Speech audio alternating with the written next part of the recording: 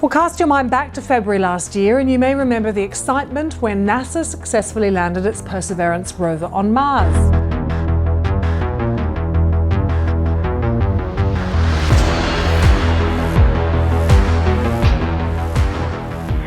Touchdown confirmed. Perseverance safely on the surface of Mars, ready to begin seeking the sands of past life. The Mars Rover just confirmed something unbelievable.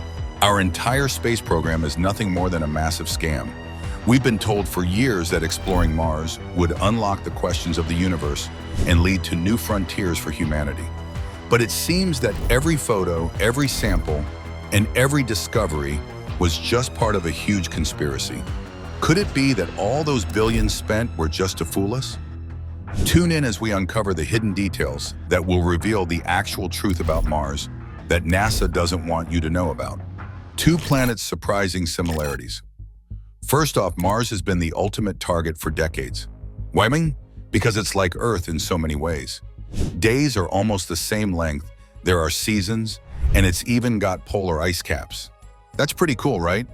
These similarities make it the perfect candidate for a place humans could potentially colonize. But, and here's where it gets juicy, what if all this hype is just to keep us interested? To keep money flowing into the pockets of those running these so-called space programs? The fact is, space exploration costs billions. These rovers, with their fancy names like Spirit, Opportunity, Curiosity, and Perseverance, are expensive. They're built to navigate, gather samples, and snap pretty pictures. But some folks say all these missions are about is making sure NASA keeps getting that steady funding. Before we dive deeper, it's becoming clear that the truth behind these Mars missions may be far more unsettling than we ever imagined. And this is only the beginning of the shocking revelations. Think about it. Getting a rover there is no easy task. We're talking about launching a machine into space, traveling millions of miles, landing it safely, and then controlling it from Earth. How much of that sounds possible? Sounds like something out of a sci-fi movie, right? It's no surprise then that skeptics are raising their eyebrows. Unlike the moon, which is relatively close by, Mars is hundreds of millions of miles away.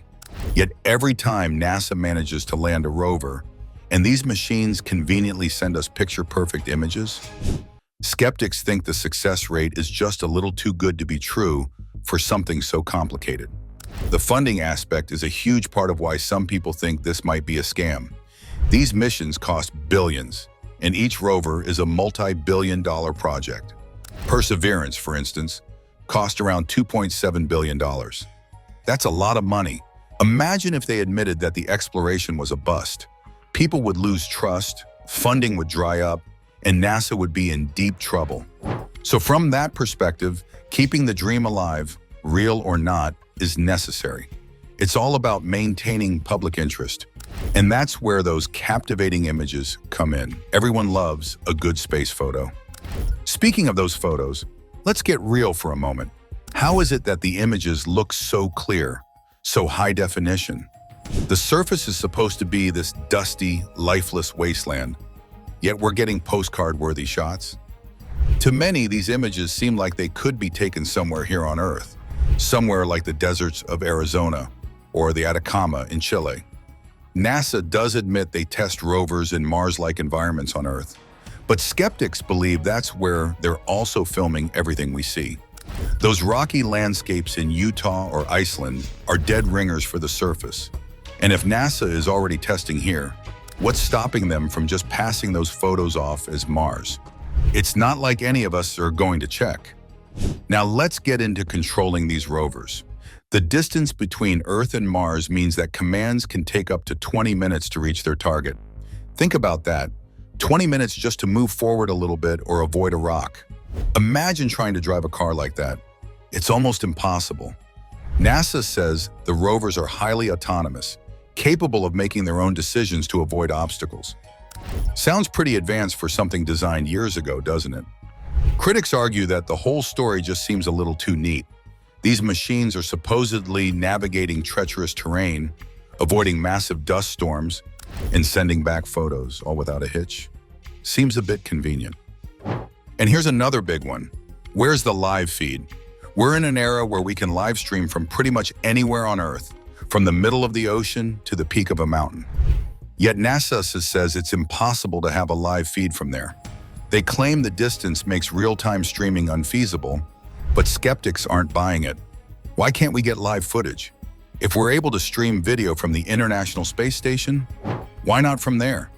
This missing piece only fuels the belief that the entire program is being fabricated. If we could see it happening live, it might quiet the doubters. But as it stands, the absence of live footage makes it all the more suspicious. Things start to look strange, with odd shapes and details showing up in the images, as if something is trying to come through the surface. What's really in the red planet's photos? Let's not forget about the weird stuff people have spotted in these images. Things that seem out of place, like smooth rocks, strange shadows, or formations that look almost manufactured. NASA explains these anomalies as tricks of light or natural rock formations, but skeptics think there's more to it. They believe these oddities are either mistakes made in a stage production or hints of something NASA doesn't want us to understand. Sometimes these so-called anomalies are just a little too well-framed, a little too perfect, almost like they're staged to make the place seem more interesting than it really is. The way NASA tells it, the story of exploration is straightforward. We start by flying by, then orbiting, then landing rovers, and eventually sending humans. Everything seems to follow a clean, linear progression. First, they needed to prove it had water.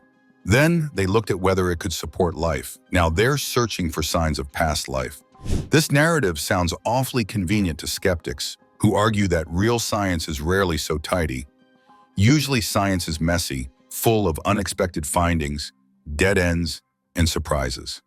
These missions, on the other hand, seem almost scripted, like a carefully planned storyline meant to keep us hooked and keep the money flowing. Then there's the more extreme claim that the rovers are a cover for something even bigger, a confidential base. Yes, some believe we've already got people there, and the rovers are just a distraction. They argue that technology is far more advanced than we're led to believe, and that the real reason behind the rover program is to feed us a specific version of what it's like. By giving us carefully selected images, they're hiding the truth, that there's a human presence there already. Far-fetched? Maybe. But in the minds of those who doubt NASA, it makes perfect sense. The rovers make for a great cover story, allowing whoever's up there to operate without interference from the public. At the end of the day, people love the idea of exploring another planet. The notion that there's another place out there, so similar to ours, yet so strange, keeps us curious. The hope of finding traces of ancient life, or even the dream of one day colonizing this place, fuels our imaginations. But here's the kicker. Even if the rover missions are all fake, even if it's all just a ruse to keep the public engaged and the funds coming in, the appeal is still there. We want to believe in something bigger, something beyond Earth. That's why we're willing to buy into it, no matter how unbelievable it might actually be. So, is it all a scam? Are we just being fed a space fantasy while the real story remains hidden? It's hard to say. What we do know is that these missions have raised just as many questions as they've answered. For every amazing image and every piece of data, there are skeptics who look at it and wonder if it's all just too good to be true. And until we get undeniable proof, like a live feed or an actual person stepping onto Martian soil, those doubts are going to linger. Maybe one day we'll know for sure. Maybe we'll find out that everything we've been told is true.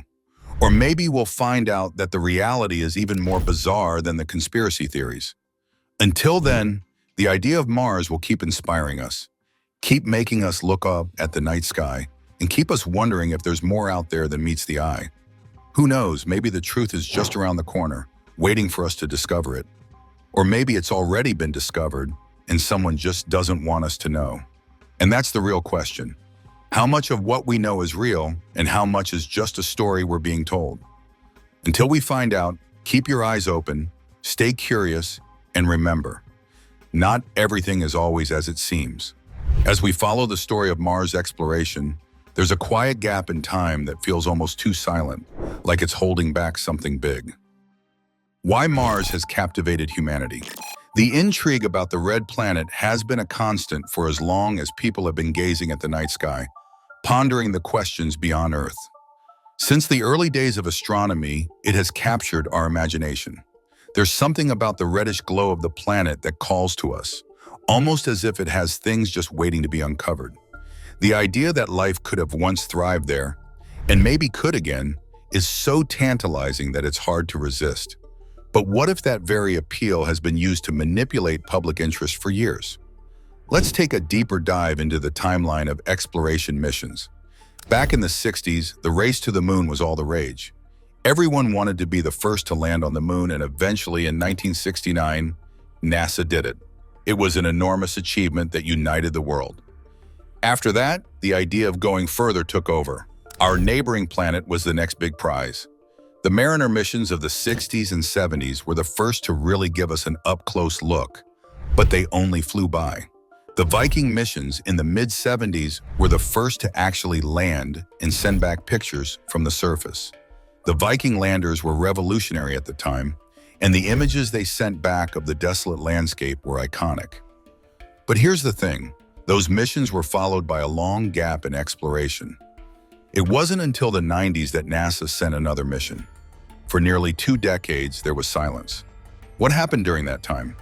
Was it simply funding issues, or was there something else going on?